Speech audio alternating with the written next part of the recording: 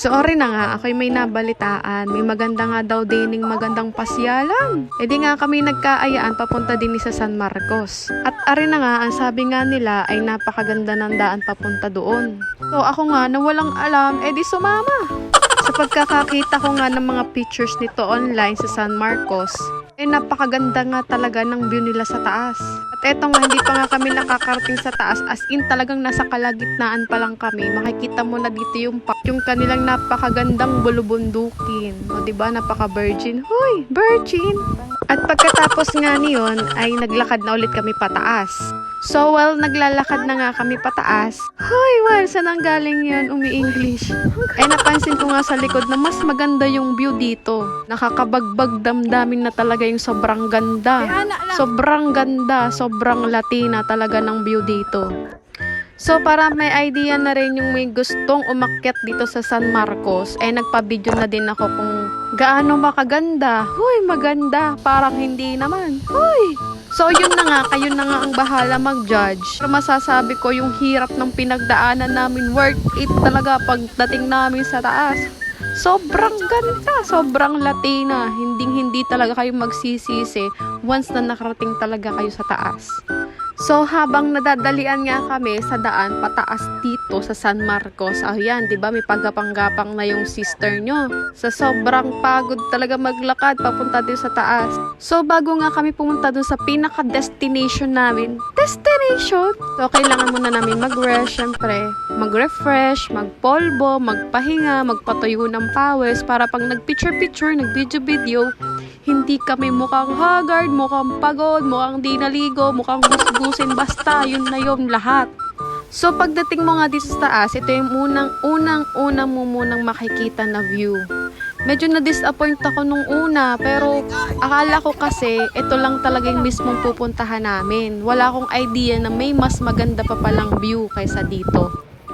Pagkatapos nga namin makabawi ng hingal namin doon at pawis sa paglalakad pataas dito, yan.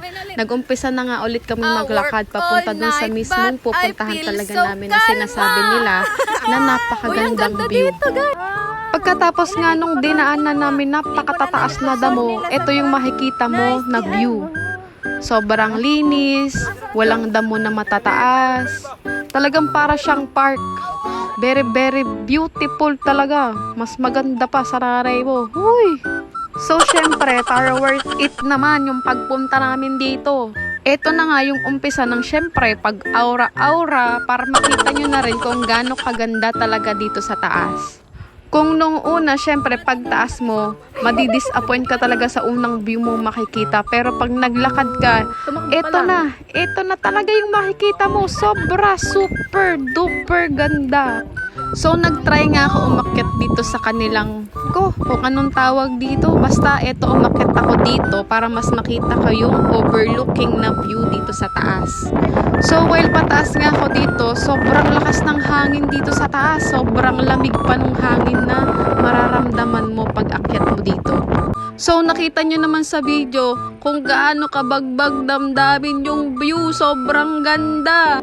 Worth it talaga yung pagod, hirap ng pinagdaanan mo sa daan pataas dito. So, dahil nga wala kaming drone, dahil wala pa nga kaming pangbili, nag-improvise muna kami para masulit namin talaga yung ganda ng view dito sa taas. So, as of now, di pa siya masyadong sikat kaya wala pang masyadong tao kasi hindi pa siya nadidiscover. Kaya ikaw, kung may jowa ka, pwede mo siyang dalahin dito as in talaga. Pag wala kayong kasabay na ibang tao, kayo lang talaga as in yung mismong tao na pupunta dito. Meron din pala dito na mga kubo-kubo na pwede mong istayan. Di din dito na mag-camping, mag-bonfire, pwede rin kayong mag-overnight. Sa tingin ko, safe naman dito, walang ungo. Hoy, ungo, saan ang galing yun? So, while naglalakad nga ako dito, meron din sila dito na maliit na kapilya. Yan yung nakikita nyo sa video.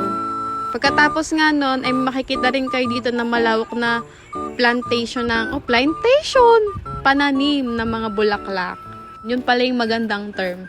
Pananim na madaming bulaklak. So, isa nga ito sa mga kubo na pwede nyong pag-stayan dito. So, hanggang dito na lang ang video ko. Bye-bye!